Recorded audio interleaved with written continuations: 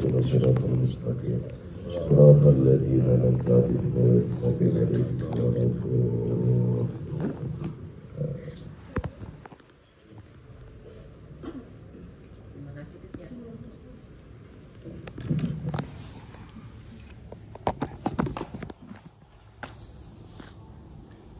Assalamualaikum warahmatullahi wabarakatuh. Waalaikumsalam warahmatullahi wabarakatuh.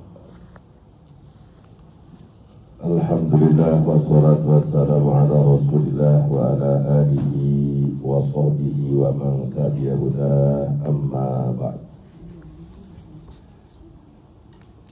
Kepada semua sahabat, saudara jamaah haji, juga keluarga yang hadir, mudah-mudahan kita berkah silaturahmi. Pertama, kita diampuni dosa kita. Amin. Dimurahkan rezeki kita. Amin. Dipanjangkan umur kita serta barokah. Amin.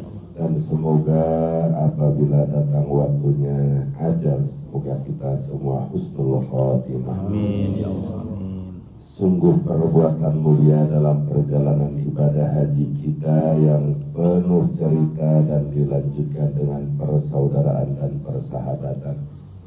Walaupun kita sudah di kampung halaman kita, pada masing-masing punya kesibukan, mudah-mudahan jika di antara saudara kita, sahabat kita, jamaah kita ada yang tidak sehat, mudah-mudahan disehatkan oleh Allah. Amin. Jika sedang ada yang susah dan prihatin, mudah-mudahan dihilangkan kesusahan dan keprihatinannya. Amin. Jika ada yang terlilit hutang, mudah-mudahan semoga diberikan cara jalan oleh Allah untuk melunasinya. Amin. Dan semua hajatnya yang baik indallah mudah-mudahan dikabul. Amin ya Allah ya Rabbal alamin. Silaturahmi yang diisi dengan maulid Nabi, kita pembacaan maulid sudah jelas tadi dibaca al-jannatu wa na'imuha sa'dul liman yusalli wa yusallim wa yubarik alaih.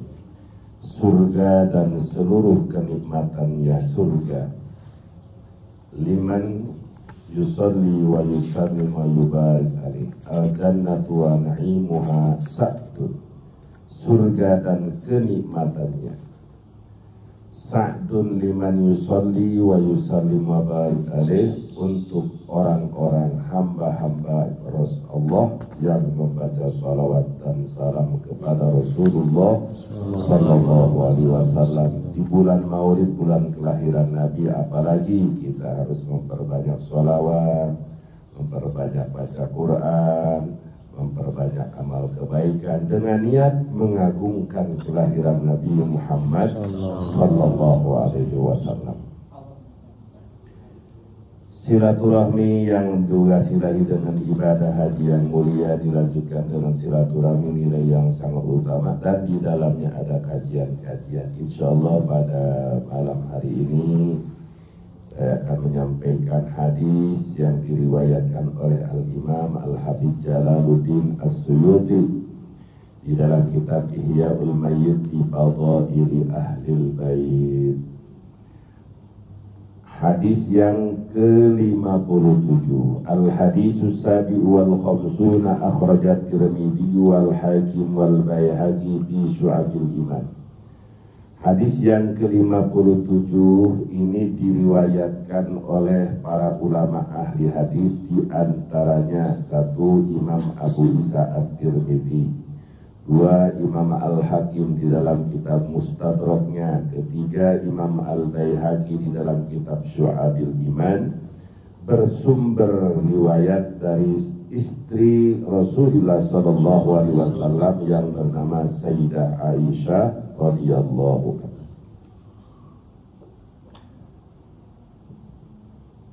Dalam hadis yang ke-78 sama maknanya dengan hadis yang ke-57 dan 58, sama makna dengan hadis maknanya, maksudnya namun ada berbeda lafaz.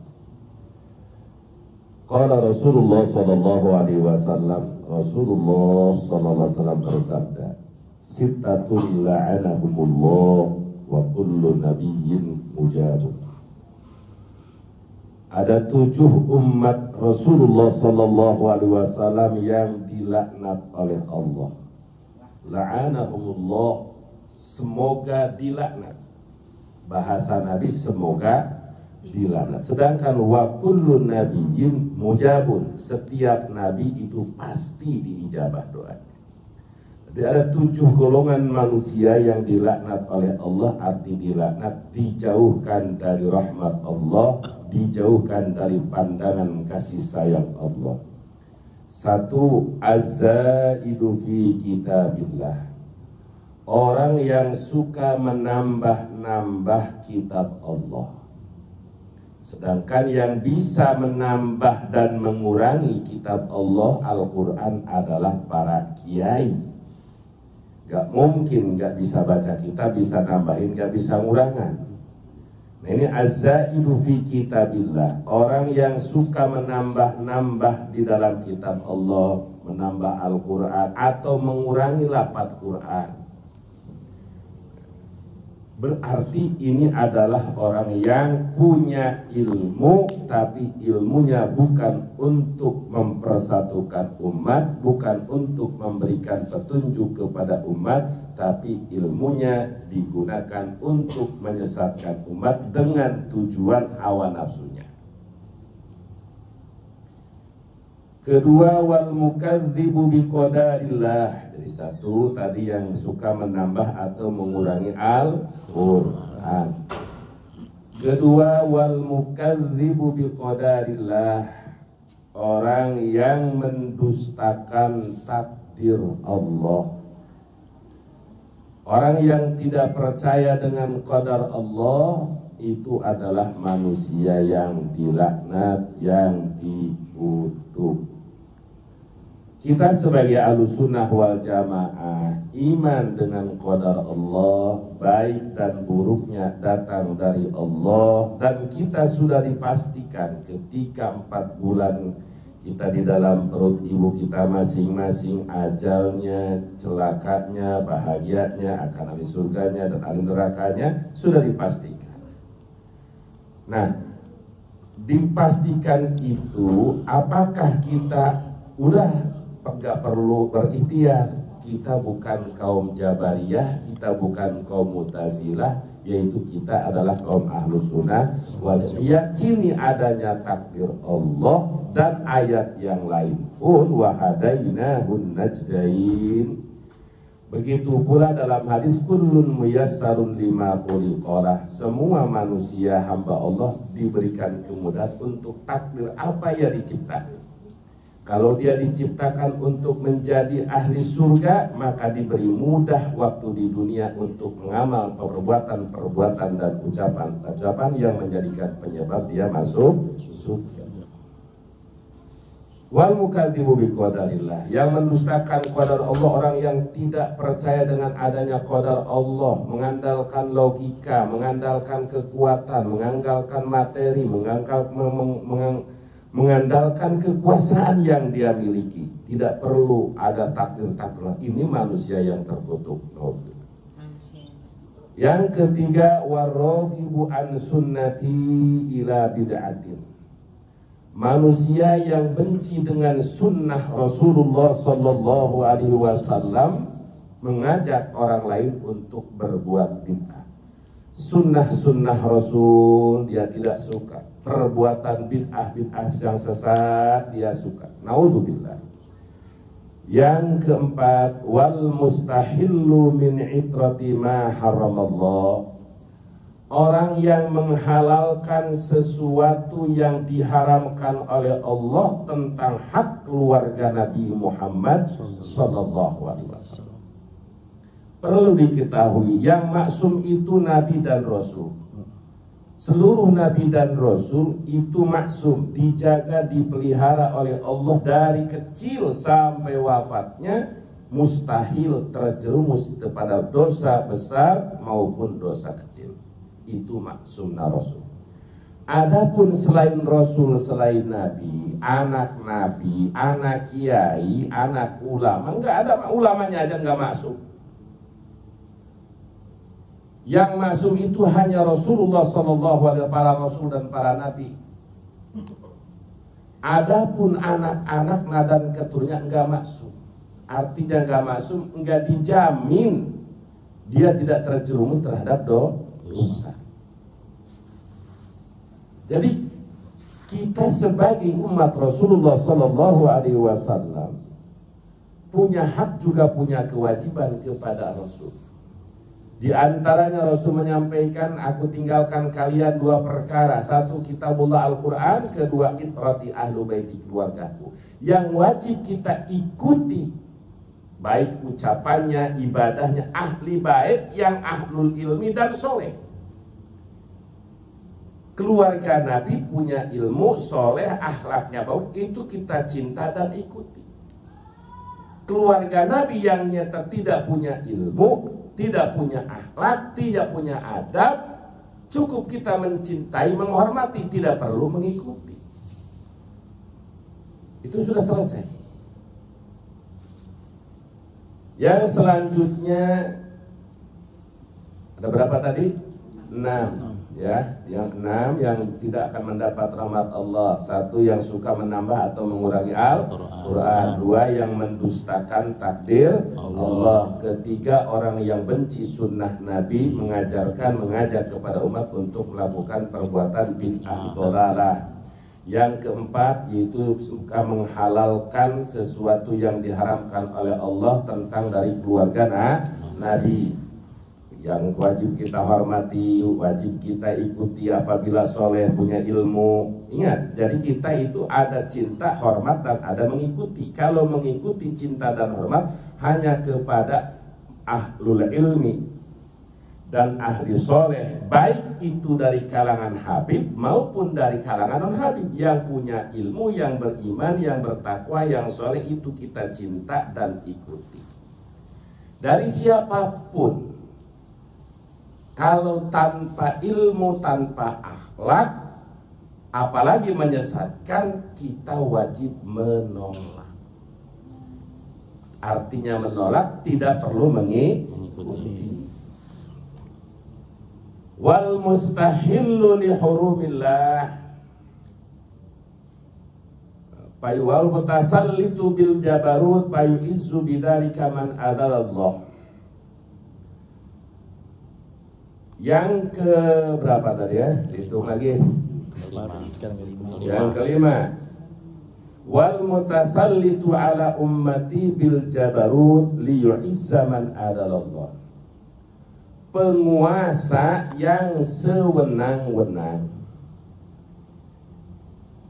Penguasa yang sewenang-wenang itu bukan berarti hanya kepada presiden. Itu memang umum, presiden, gubernur, bupati, camat, TNI, Polri, siapa saja yang punya wewenang. Kiai punya wewenang di pesantrennya, big boss punya wewenang di perusahaannya.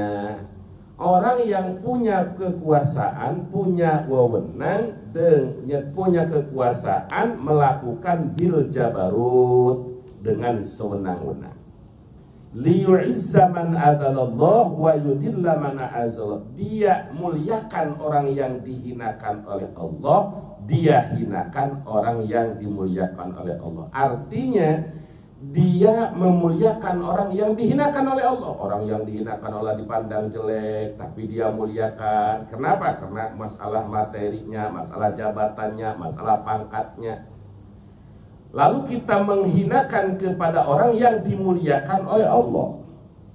Ahlul ilmi, orang ulama, orang yang soleh harusnya dimuliakan, malah dia hinakan. Itu namanya penguasa yang sewenang-wenang, yang dilaknat oleh Allah Subhanahu wa ta'ala. Yang keenam, wal murtadu a'rabiyan ba'da hijratihi, orang yang murtad.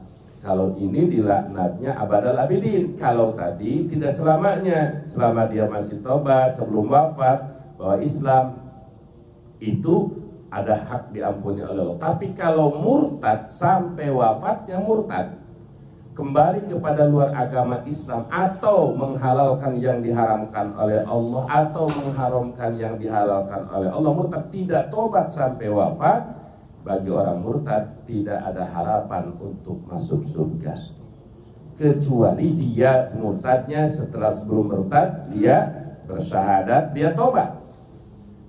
Jadi kalau itu masuk pada innallaha la yaghfiru ayyushraka bihi wa yaghfiru ma duna dzalika liman yasha. Hadis yang terakhir di dalam kitab Imam Asyuti, khairun nasi al-arab wa khairul arabi quraisun wa khairul quraisin banu Hashim. Manusia memang diciptakan oleh Allah, wa ja'alnakum syu'uban wa qabaila, sudah ditakdirkan oleh dijadikan manusia yang berbangsa-bangsa dan berkabilah-kabilah untuk dita'arufu, saling mengenal, saling bersilaturahmi. Dari manusia itu oleh Allah dibagi khairun nasi al-arab. Nabi yang menyatakan sebaik-baiknya manusia adalah orang Arab. Wa khairul arabi Quraisyun, sebaik-baiknya orang Arab adalah Quraisy. Wa khairul Quraisyin Banu Hasim, sebaik-baiknya kaum Quraisy adalah Bani Hasim. Dari Bani Hasim lah lahir Nabi Yuna Muhammad sallallahu alaihi wasallam. Ini sekarang ada gerakan anti Arab.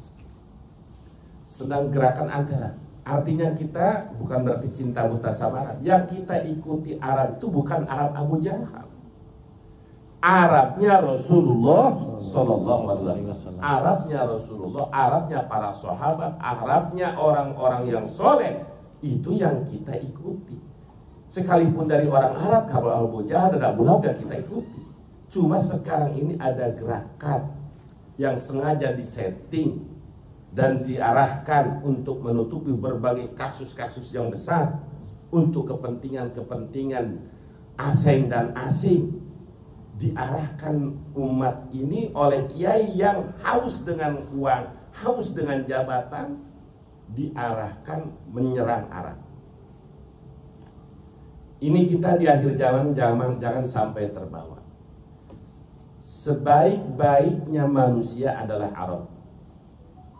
Sebaik-baiknya Arab adalah Quraisy. Sebaik-baiknya Quraisy adalah Banu Hashim. Sebaik-baiknya Banu Hasim adalah Nabi Muhammad sallallahu alaihi wasallam. Yang kita ikuti ajaran Nabi kita Muhammad sallallahu alaihi wasallam. Terkait dengan polemik nasab seperti ini, saya pesan kepada sahabat-sahabat, saudara-saudara semuanya, jangan sampai kita terbawa. Kenapa? Sampai sayang ini ngarang kitab ini Ihyaul Mauta. Dari mulai diajak debat di Banten, nangtang sama Buya Yahya nangtang, sama Ustaz Somad nangtang. Waktu kemarin di Petamburan, kata Kiai Habib Muhsin bin Zaid sama Kiai Haji Awid, Buya itu Imaduddin nangtang Uwas dan Buya Yahya, katanya erosi. Saya perhatikan dari kejadian di Banten hampir 2 tahun ini, gak pernah ada nantang Buya, katanya. Jawaban Habib Rizik, Imad itu nantang kepada orang yang tidak akan bakal datang. Tapi coba kalau nantang Buya, bukan Buyanya yang turun, alumninya yang gempur. Nah ini masalah-masalah nasab ini kita jangan ikut-ikutan. Kenapa? Kalau dia betul benar, itu pasti datang. Contohlah Pak Haji Andi atau Pak Haji Atno menyatakan di malam ini gelap. Yakin nggak malam ini gelap? Yakin. Di hadapan siapapun, kalau kita ini yakin malam ini berani mengatakan malam ini gelap. Tapi kalau kita mengatakan malam ini muncul matahari dengan alasan segala macam, ada cahaya segala macam, diolah seakan-akan benar ada matahari. Nah, orang yang semacam ini tidak akan berani berargumentasi di hadapan orang yang tahu bahwa sebenarnya itu adalah malam. Jadi kalau orang berada di atas kebenaran dengan siapapun, kalau bahasa saya dalam kitab, baina dhahbihi wa isabati, di antara baik dengan gerombolan dan kelompoknya atau dengan lawan pembandingnya, berani dengan siapapun. Kalau betul-betul Ustadz Kiai itu benar. Tetapi karena dia sudah banyak bobroknya ketahuan oleh para ulama, di sini salahnya, di sini salahnya, di sini salahnya, ketahuan, nggak bakal berani secara langsung. Ini hanya ada ahdaf, ada tujuan-tujuan. Saya tertarik dengan video yang tadi baru dikirim oleh asisten Ustadz Syukran. Nah, ada yaitu pembongkaran rahasia yang dikeluarkan oleh Rois Am PBNU Kiai Haji Miftahul Ahyar, bahwa dari Kapolda Jawa Timur kata beliau begini-begini, ada bahkan jenderal-jenderal di belakangnya. Kalau saya sebetulnya udah 2 tahun yang lalu udah tahu. Di situ ada asengnya, di situ ada pendanaannya, bahkan saya pun diajak sebelum rame-rame begini, gitu. Tahu target tahun 2025. Naudzubillah summa naudzubillah min dzalik. Memang ini akhir zaman. Apa yang dikatakan oleh Nabi, aku yang paling takutkan adalah min a'immatil mudhillin, para tokoh-tokoh yang menyesatkan. Tokoh-tokoh yang sesat, zillatul alim, zillatul alam. Seorang kiai yang sesat pasti akan ada pengikut. Jangan-jangan kiai, likulli saqitatin laqitatun. Setiap sampah pasti ada pemulungnya. Setiap ada yang jatuh pasti ada yang memungutnya. Begitu pula jangan pun hanya sebatas urusan asal. Yang mengaku Jibril aja di Indonesia ada pengikut. Yang mengaku nyata Nabi ada pengikutnya. Ini muncul kesesatan. Manakala kita melihat seorang ustadz, seorang kiai mengeluarkan fatwa berbeda dengan ulama-ulama terdahulu, itu jangan kita buru-buru percaya. Kenapa? Karena kadang ada rahasia di balik itu. Tujuannya adalah urusan-urusan dunia, kepentingan politik, kepentingan dunia. Maka saya katakan, pengusaha yang soleh dunianya untuk agama Allah lebih mulia daripada kiai yang bersorban besar wujudnya tapi hatinya serigala terhadap dunia. Kenapa? Ada 2 manusia yang paling disukai dan diinginkan oleh manusia. 1, seorang alim yang amalkan kepada ilmunya, la hasada illa bisnati. Dia amalkan ilmunya, dia manfaatkan, diajarkan kepada orang lain. Yang kedua, orang yang punya harta, dihabiskan hartanya, artinya digunakan hartanya di jalan Allah. Nah, antara 1 dan 2, manakala wujudnya seorang kiai, tapi ternyata rampok dengan ilmunya, dia menggunakan ilmu menyesatkan orang karena ada kepentingan, itu masih lebih jauh lebih baik ahli dunia yang dunianya untuk agama Allah Subhanahu wa ta'ala. Nanti di akhirat dia akan dibuktikan. Itu jadi amanat dari saya. Di akhir zaman itu, kalau urusan agama, ikuti ulama salafus saleh. Kalau urusan teknologi seperti handphone, semakin sekarang semakin canggih. Beda urusan agama dengan teknologi. Kalau urusan agama mengikuti orang yang zaman Nabi paling bagus, paling zaman sahabat, lalu tabi'in, semakin kesini semakin bobrok. Jadi agama itu mengikuti yang terdahulu salafus saleh. Kalau teknologi memang yang paling canggih, yang terbaru itu teknologi. Oleh karena itu, dengan silaturahmi di Pesantren Al-Muhajirin, saya dengan senang hati bertemu lagi dengan sahabat seperjuangan dalam melaksanakan ibadah haji kita, Haji Ahmad yang penuh cerita. Tidak akan habis setengah malam, tapi wasilahnya kita selalu di hati, selalu ingat, selalu di hati, selalu ingat. Jadi yang paling saya kadang-kadang kalau kadang-kadang lagi zikir nih malam, zikir malam gitu. Pernah satu waktu zikir di tengah-tengah supaya berhenti.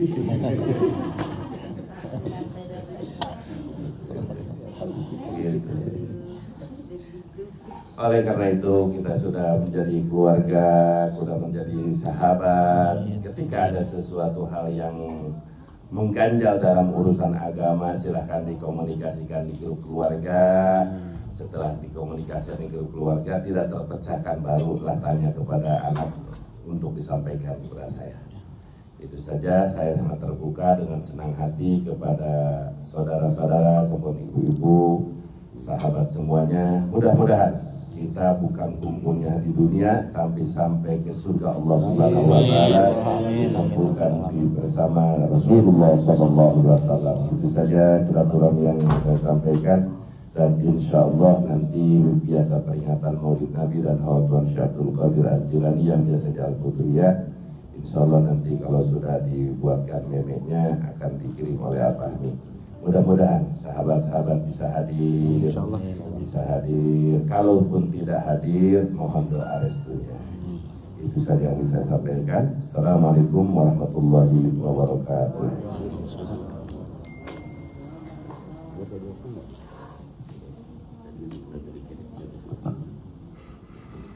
Ayo, silakan. Nah, nih.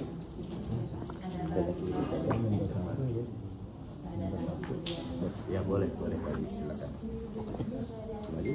Di luar supaya kesana doa kita keluarga akrab. Pak Kiai, Pak Kiai minta satu. Boleh, bismillah yuk. Ini aromansia, ada aromansia.